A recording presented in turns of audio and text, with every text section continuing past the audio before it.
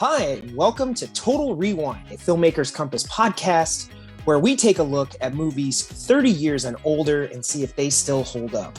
I am D-Man, joined by my co-host CP. CP, how you doing today? Dude, I am fantastic. I'm so excited we're watching this movie, or talking about this movie this week. Dude, I'm really happy. I feel like I just nailed that intro. Oh, like it was solid stuff there. Like broadcasting 101. Yeah, like each episode, it's like the same thing, but you got to do your classic intro. So kind of proud of myself. But it's easy to get tongue tied. I think we've redone takes before. It's pretty funny. I've never had to redo a take. Oh yeah, just me. Sorry. I would never throw you under the bus as my co-host. So yes, I agree. I'm totally excited for the movie that we're going to be discussing today. It's one I haven't seen before, and it takes us to our first film all the way back in the 1950s. So if you want to talk a little bit about the film and go ahead and introduce it. Awesome. So this is actually a classic of the science fiction filmmaking genre. It's from 1956, way back in the day, starring Walter Pidgeon, Anne Francis, and Leslie Nielsen, The Great Forbidden Planet. Yes, I own the DVD. If you haven't seen it, you can get it on, iTunes, Prime, or just buy it on Vudu, because it's pretty cool. Yeah, I think that's where I watched it. If you're into sci-fi, then check it out. Yeah, what's interesting about the movie, like if I'm just giving my first impressions, I was really blown away by so many of the science fiction tropes and mechanics and everything that we're using, and obviously have influenced movies since. So, yeah. I think I described it to you when we were talking, kind of a pre-production meeting. I was describing it as like, if you went to Google right now, you're a filmmaker and you type in like, I need a science fiction effects pack. A lot of what's in this movie is probably the type of stuff you're going to get. Well, yeah, and if you do any reading about the film, which I encourage you to do, it really blazed the trail in a couple ways. It was the first film to depict interstellar travel, and it was the first film to depict human beings on another planet other than Earth. And it was also the first film to use an electronic musical score. So these are some huge elements of science fiction and filmmaking and genre, which this was the first thing to do. So on that note, then, let's go ahead and talk about this movie culturally. Where do you see its relevance today? Because I can speak from experience. This is probably something that you would see in a film class, especially if you're at a film school taking some sort of science fiction. Might still pop up on like the Sci-fi Network, or maybe even like, I don't know, Turner Classic Movies, maybe, but not necessarily something that you're going to see in kind of our everyday culture. That's not how I felt about it. It's kind of weird, because as you said, this film did so many firsts, and you can see the foundation that it laid for cinema after this. And we look at things like Star Trek, and Gene Roddenberry himself expressed the fact that this movie, Forbidden Planet, helped inspire Star Trek. Which is crazy. And there's other things in here that match up. Obviously I've talked about this on the show many times. My favorite movie is Star Wars. And if we just look at Star Wars, A New Hope, I mean, the amount of things that end up in Forbidden Planet that you end up seeing in Star Wars, like they do things where like they enter coordinates and they say punch it, which I think Han Solo says something pretty close to that when they go to light speed in A New Hope, when they're leaving Tatooine. They actually have 2 moons, not 2 suns, but they have 2 moons. And then there's other things. They're introducing robots. There's like a lot of the same stuff. The movie starts off by acknowledging like hyperspeed or hyperspace.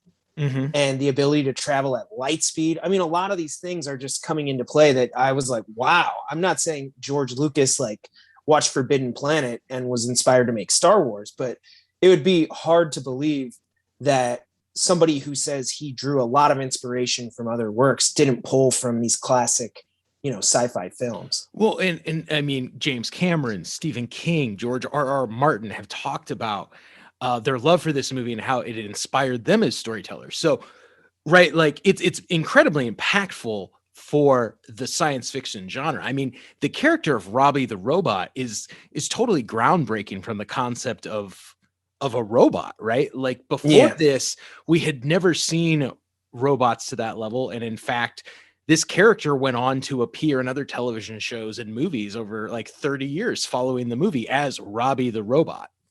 Yeah, I'm assuming, how you see like those paintings of like, all the great like gangsters. If they had a painting of like all the great like space robots, like he would be on there. Yeah, totally. I mean, there might be kids today that are like, "Hey, who's that robot?" But he'd be there for sure. So, and it's funny because I actually really thought what they're doing with Robbie the robot was pretty fun, to the degree that they're kind of giving him an element of humanity, but also he's constantly acknowledging that like that goes against his programming. Yeah. But it's even very clever. That's another thing too, that Robbie the robot actually tells them, he's like, if you don't speak English, like I speak all these languages. I was like, C-3PO. Yep. It's just a different amount of languages, but like there were so many things like that. But at the end of the day, it's weird because while its influence permeates sci-fi and filmmaking on that level, it's weird because, like Wednesday night at Dodger Stadium is going to be Star Wars night. And I've already had people hit me up and be like, "Oh, are you going to go?" I'm like, "I probably can't." So shout out to Mike Soto. Thanks for hitting me up. But again, it's like there's not a Forbidden Planet night, or even for that matter, kind of a generalized kind of science fiction night that maybe these type of characters or robots or anything would be a part of. I could see something like that genre wise for maybe like Westerns, or maybe a John Wayne night, although I don't want to get into all that. But I guess it's just weird because it's so hard for me to see maybe younger kids, myself, when I saw Star Wars, watching this movie and having it capture their imagination the way maybe Star Wars did for me. I don't know. How do you feel? No, I think you're right. I feel like in a lot of ways it's been forgotten by the casual audience. And I think part of it is the fact that obviously this movie was made kind of long ago. Yeah, right. Like before Kennedy, challenged us to go to the moon. Like it was, I think 1956. It even makes note. Yeah, doesn't it make note at the beginning of the movie, like, hey, humans made it to the moon by the end of the 20th century. And it's like, I mean, the 60s was the space race. Yeah, right. It's so far in advance, and it's very weird in the idea that the technologies and the futures you can see are very much kind of a result of that World War II era and World War II technologies, right?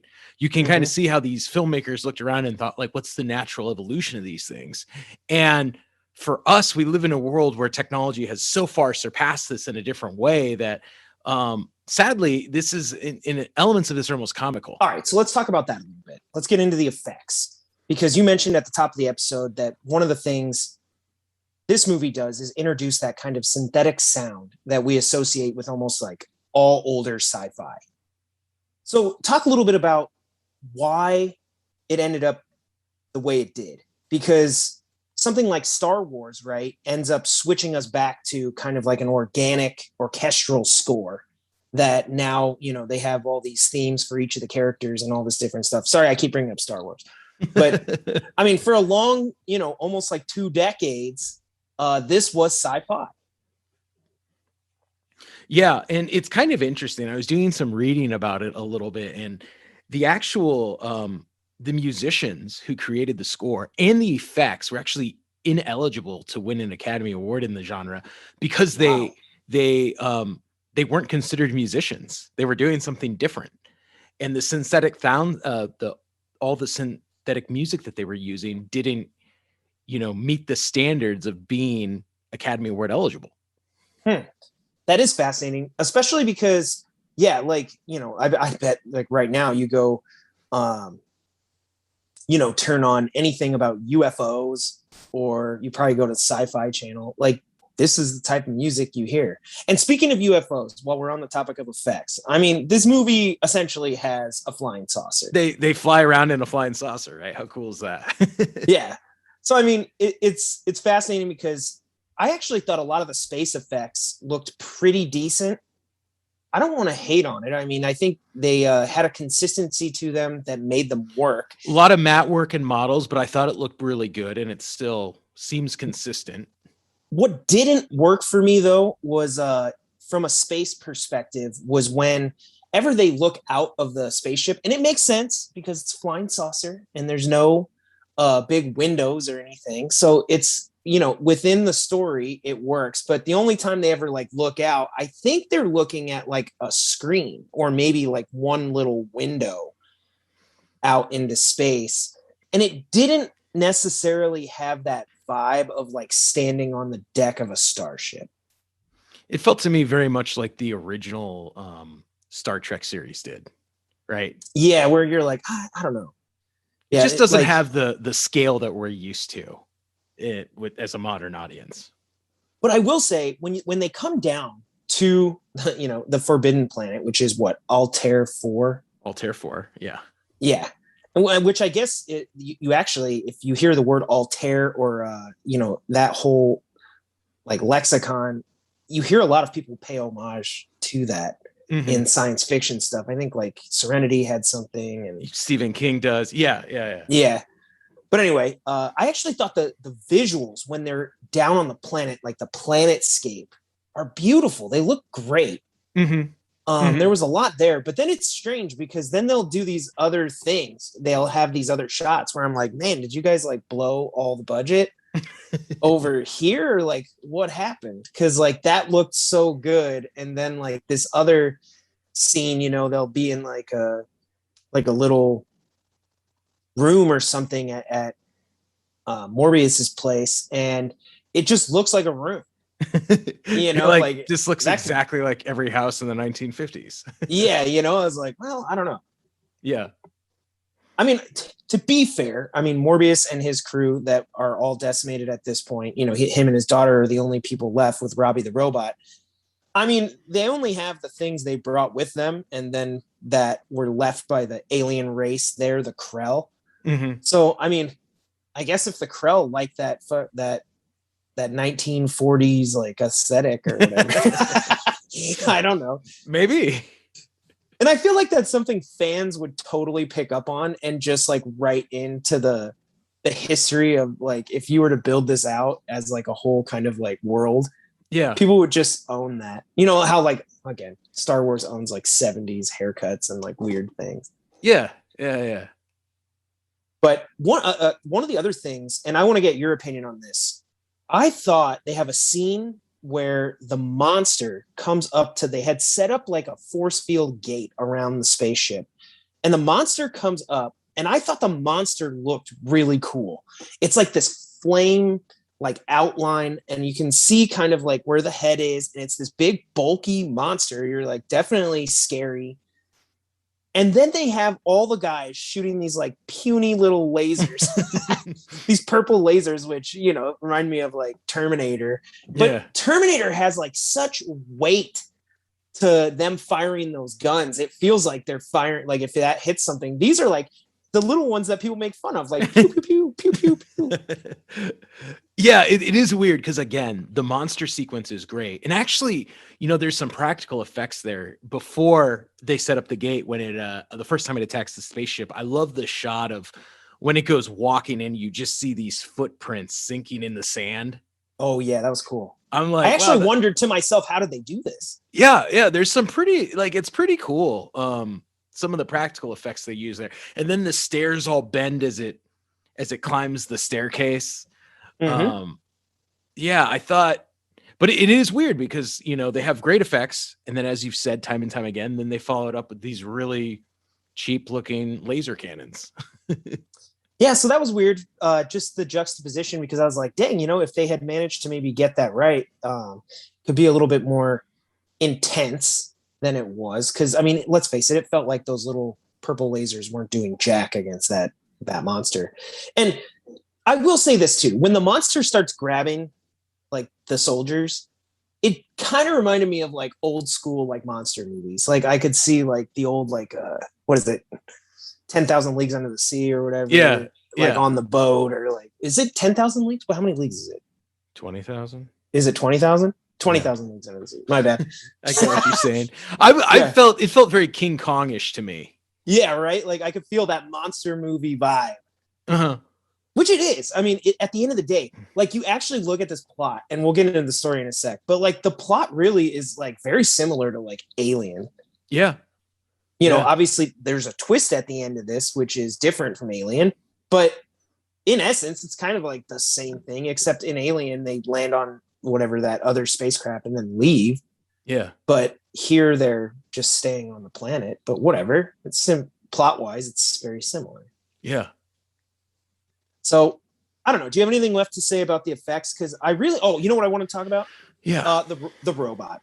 Oh my gosh. I think he looks amazing. He's by far probably the best effects in the show, which, you know, not surprisingly, he is, I think, considered the most expensive movie prop in history. Oh, wow. I think that the Robbie the Robot costume was like about 10% of the entire Forbidden Planet budget.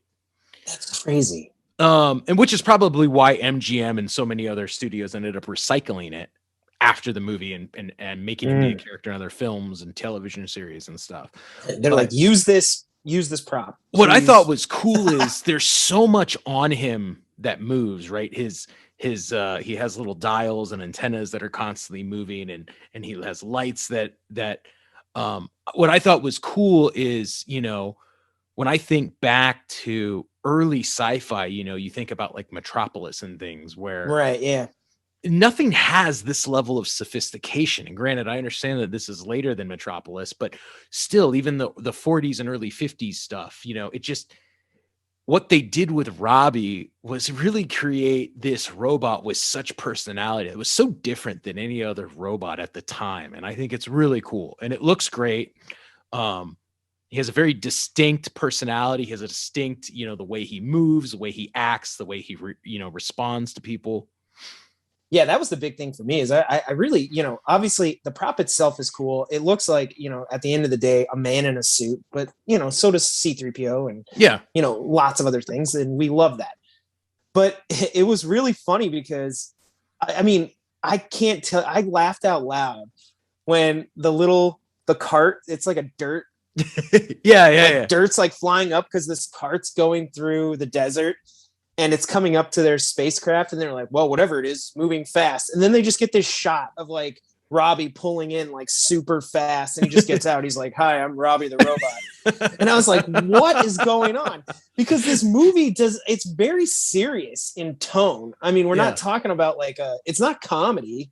No. You know, especially if you listen to that kind of synthesized score, it has these kind of like almost dark undertones. Yeah, very foreboding and there's like a monster and we know this crazy stuff's going on, but then you have like this robot who's like, you know, hey, I can't do that because that's against my programming. And then you have the robot like bringing like all this alcohol, like Kansas City liquor to one of the guys, and they got drunk, although I guess the robot can't get drunk, but I think he burps at one point. Yeah, he does after the first time when they give him the alcohol.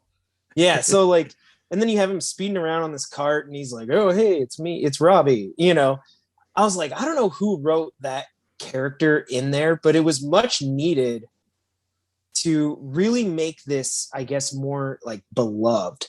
Yeah. Because one of the things I wanted to make note of was, so the costume design for all of the, like, I don't know what you call them, like astronauts or space people, whatever, the Space Navy, they all look the same.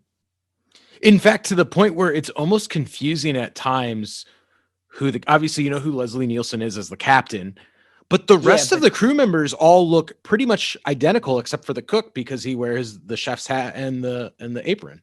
Yeah, and especially early in the film, I did have trouble telling, like, distinguishing between the commanders, you know, the other officers and the doctor, and it's kind of difficult. So if I was going back, I'd say, you know, if you wanted to have kind of the faceless crew members, because there are a lot, there's like 20 or something. I mean, obviously there's a lot that don't even speak.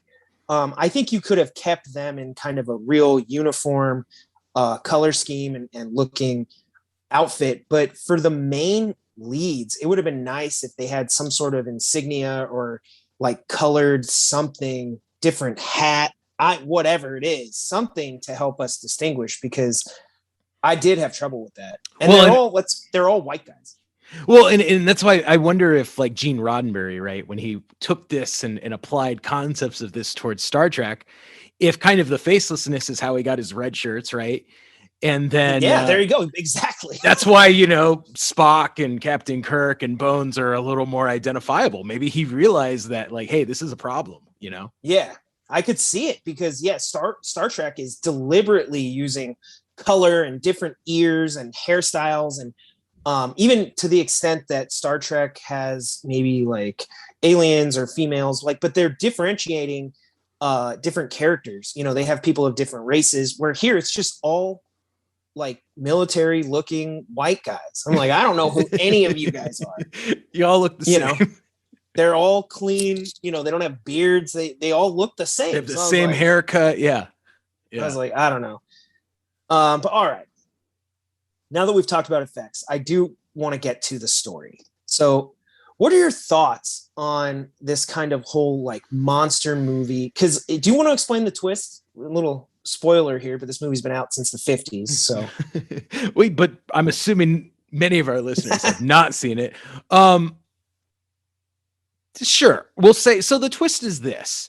It turns out that the scientists who go to the planet originally and discover these old ancient alien artifacts and this ancient alien technology from this, superior advanced civilization, the Krell, end up using the Krell technology to release these monsters from their subconscious that kind of kill out their bidding, and when they're mad at someone, the monster goes and takes care of it. When they feel threatened by someone, the monsters take care of it. And this is kind of the high level, societal conversations in the film, where they're talking about, humanity and what's the responsibility of these, amazing pieces of technology that we have, and who has the right to weapons of these powers. And, people as a whole can't totally be trusted all the time, which, I mean, they're living in this post-atomic world, and, I'm assuming the screenwriters were very conscientious of these things at the time. Yeah, and there's a slice of sci-fi where this is kind of like the, those ethical. Those are really common themes. And, we actually just did an episode a few weeks back about Terminator.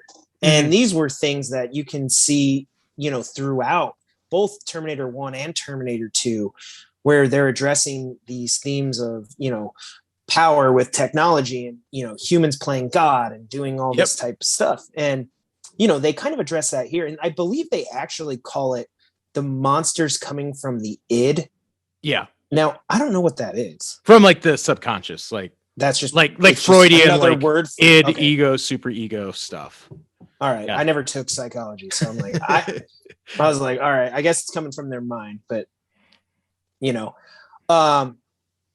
but they're also playing with, the themes of humanity, which obviously one of them is, this guy Morbius has, pretty smoking hot daughter, and all the guys want to kiss her, which I one of the guys actually says to her, like, what do you mean? Like, these guys have been on a spacecraft for like 24 months or something, like 2 years, and they haven't seen a woman in that long. Like, what are you doing going around kissing all of them?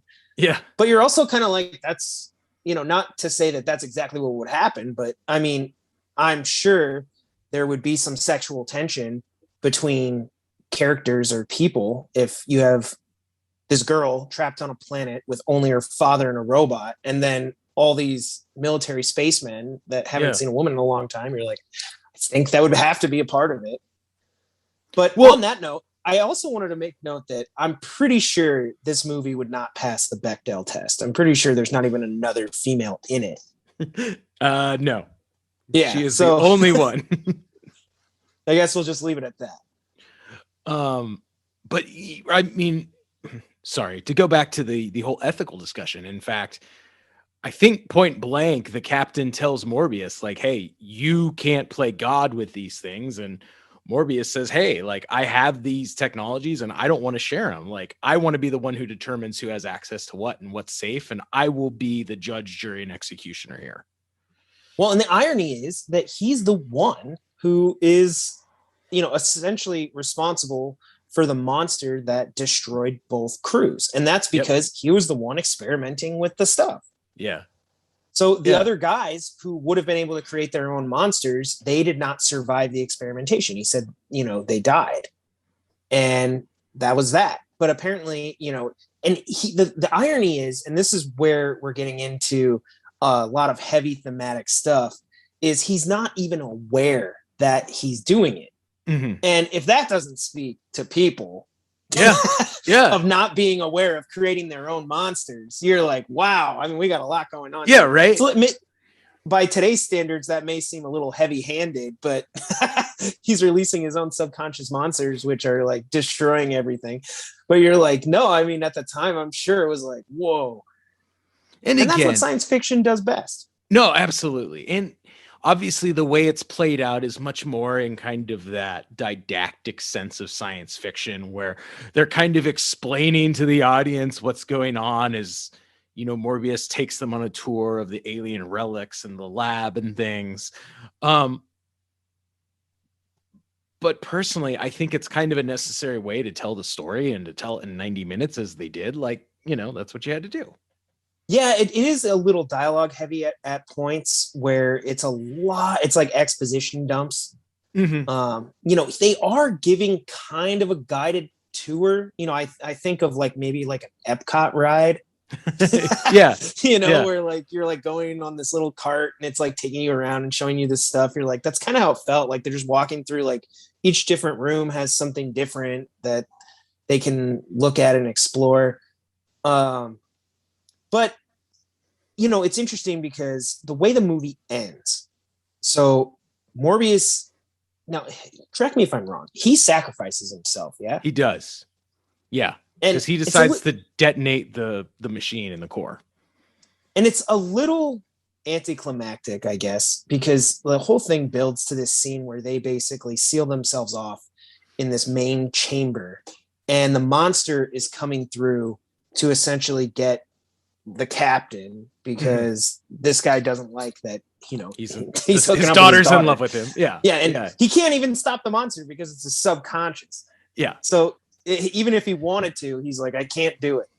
But it's interesting because the ending, Morbius ends up sacrificing himself and they end up destroying the planet and all the technology along with the monster, which would really just go with him. But because they don't want that to fall into anyone else's hands. Essentially, they don't trust humanity. Mm-hmm. Right? Yeah. And fair enough. I think the movie ends with a quote. It's a little somber where they say something about like humans playing God or whatever. Yeah. Yeah. They're hitting on all these major themes. I did think the ending was a little anticlimactic though. And I wanted to bring this up because all great monster movies need that really, really great monster scene. You think 20,000 Leagues Under the Sea, it's attacking the submarine. You think King Kong, he's up on the thing. You think Godzilla rampaging. We didn't get that here. And even Alien, if we're looking at like science fiction, you think about the alien on the spaceship and how scary it was.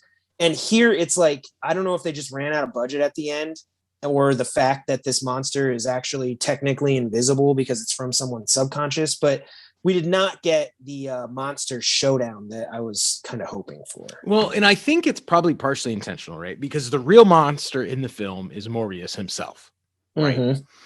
Mm-hmm. But I think part of the problem is that it almost plays out like a play with kind of, it's this very like Socratic dialogue between the captain and Morbius as they're sort of, as the captain's trying to convince him that this is all caused by him. And I know what you mean in the sense that, especially since what the film does really well is the monster attacks, right? The monster comes 3 times. And each one of those, they're really good scenes. There's good suspense. As an audience, you're like, well, what's going on? Like, I really want to know more. Like, you're totally into it. And so just the ending feels unsatisfying because we don't ever get that definitive resolution from the characters finally, taking the action that we're led to believe they will. In essence, you get a self-sacrifice, which is great from a story standpoint, but for the other characters, they never confront the monster. Mm-hmm. And I think that was where they just run from it. And even though, the ending itself has something to say about, hey, we have to control our own subconscious and we're responsible for the monsters we create. It would have been just, I think, a little bit more fun to see a showdown because I felt like it was building to that. And I also thought the monster, like I mentioned in the effects section, looked really cool, and it never comes back. No, you're right. Never in that type of form again. It's just kind of looming in the background. They're like, oh my God, it's coming. And then it keeps like knocking down trees and doors. Yeah. And you just you feel cheated, I think, as an audience a little bit, I just expected to see it again. The hero's got to slay the dragon. And while that happens, it's not in the way that we're expecting it to, Yeah, I think there's just, like you said, it's like going to an action movie and like there's not a lot of action. You're like, well, hey, this is science fiction and monster movie stuff. Like, we got to get a little bit of it. Yeah. But yeah, thematically, I don't think the ending is bad. I think you could have a showdown with the monster and have a very similar ending because, I think the point that it's trying to get across is that, while we can all fight the monster at the end of the day, it's the person who created that monster in their subconscious that needs to be responsible and take responsibility for it. Yeah. And sadly, that came with self-sacrifice. The movie doesn't offer a more hopeful vision of being able to conquer that and still live. Mm-hmm. But I guess if you're creating monsters that are taking out entire spaceships, maybe self-sacrifice is the only way. I don't know. Maybe. The other thing I wanted to note, I thought it was very interesting when you look at the poster for the film. I read something that MGM intentionally wanted viewers to go into the film expecting Robbie the Robot to be the villain and be the monster. And obviously he was comic relief. They throw that out there a couple times. They're like, is it the robot? Like, he can lift 10 tons. Is it him? But I thought that was kind of a weird decision because, again, you walk out of the film and in my impression, Robbie's like the best character, Yeah, he was my favorite for sure. And I was just always like, really? That was the guy we were trying to, pin this all on.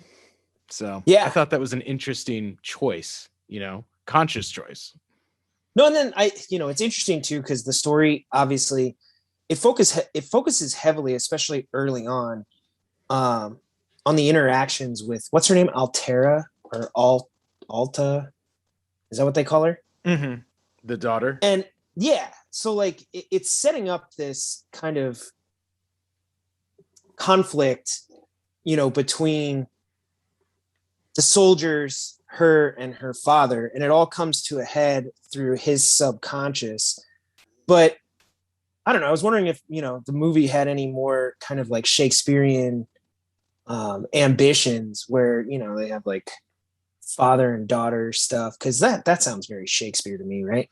Well, in doing some research before the episode, I did say that, or I did read a lot that the original author, I guess, was highly influenced by the Shakespeare work, The Tempest, which I never read, so I don't know. But I haven't either. I think you're absolutely right. There are some Shakespearean elements here that they're playing with, in terms of father, lover, daughter, Yeah, like some weird stuff going on. And I was like, I'm not sure where this is all going. And it kind of went where I thought it was, which it ended up being the dad. Mm-hmm. So I was like, I don't know. But yeah, overall, I really enjoyed the movie. It was fun to take a look back at, movie and filmmaking from the 1950s. That's always fun. Yeah. And it's something where I feel like, we come to our decision here, right? End of the episode. Does this movie hold up? And this one was tougher than usual, because we're not talking necessarily, is this a movie that if I were to show it to, my kids, do I think they would like it? Just like most old media, it ages itself out over time. Yeah. But its influence, can't be understated. So, oh man, I have to pick one way or the other. I think if I'm going to show, the next generation some sci-fi movies, I think I'm going to choose some other ones. I'm probably going to go with Star Wars and Alien, 2001, Terminator. I don't know if I would pick this movie. So sadly, I think I'm just going to have to say no. Okay. Fair enough. Which sucks, because I really did enjoy it. It's one that I liked a lot. And I say no begrudgingly. Obviously, that's the point of this show. But, I mean, I can't say yes to everything we watch. So, when I'm looking at the criteria and I'm saying like, hey, what would I want to really pass on? And not just classics, because like you said, you need to see sci-fi from all the different genres and stuff. That's just so tough. All right, fair enough. I'm going to disagree. I think that while I don't know that all audiences will appreciate the film, I don't think that they'll have the patience for the scenes where the Doctor and Morbius are discussing the workings of, ancient civilizations. I think that if you're a filmmaker, if you're a science fiction fan, you really have to see this movie. Yeah, I think so too. It is the roots of so many things that not just you and I love, but so many other people out there love. And you can see the direct influence that this has had on so many other works, as we mentioned. So I think everyone should see it. I mean, there you go. Just so that MGM a couple years ago actually considered rebooting the film. Oh, really? Yeah. They wanted to bring it back and do a more modern look at it. I think the themes are still relevant, right? It's not something rooted in time. This is about human nature and people, and do we trust people with unlimited power? I mean, unlike Star Wars, it doesn't take place a long time ago. It takes place way in the future. So very true. So I'm going to disagree with you, and I'm going to say I think everybody should see it. And if you get the opportunity, check it out on Amazon, pull it up on Vudu. It's you're watching a movie from 1956. So as long as you go into it not expecting it to blow your mind in terms of the editing and visual effects, I think it's a really good piece of content, which in a lot of ways set the standard for so many films that followed. It makes me want to change my answer just to be like, it's worth it for Robbie the Robot. And that's true, man. He is such an awesome I feel character. Like he should be reintroduced to our, popular culture in 2021. I feel like Robbie needs a comeback. So, I want people to check out this movie, if only to watch this, Kansas City whiskey drinking robot having a good time. I've actually heard he makes an appearance in Gremlins, the film. Oh, I don't remember it, but now I want to watch it again and look for Robbie in the background. Yeah, I don't either, but photo bombing. Ooh, yeah, that was a disgusting choice, and I hate myself for it. So anyway, everybody, that's our episode. I wanted to say thank you so much for tuning in. CP, can you go ahead and introduce what we'll be talking about on next week's Total Review? Next week, we're going to jump forward 2 decades. We're going to watch what used to be a comedy classic, Animal House. And there's going to be a lot to talk about, and I'm really looking forward to watching it. I actually just had a chance to watch this movie, and I'll just say it's aged, and we'll talk about it.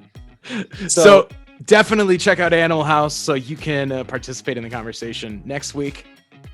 And be sure to keep the conversations going from this episode. You can message us on also social media. I'm at Big Kid D-Man. He's at NDCal5. You can also connect with the podcast itself at Film Comp Podcast. And then if you want to find all the links, because we're listed on Apple Podcasts, Spotify, Google Play Music, and all that, you can go to Google, type in Filmmakers Compass Podcast. Our website will pop up and all the links are there. So be sure to follow the show and subscribe on whatever your platform is for listening to podcasts. And thank you so much. We really appreciate everyone that's tuning in and enjoying the show. And we'll be back.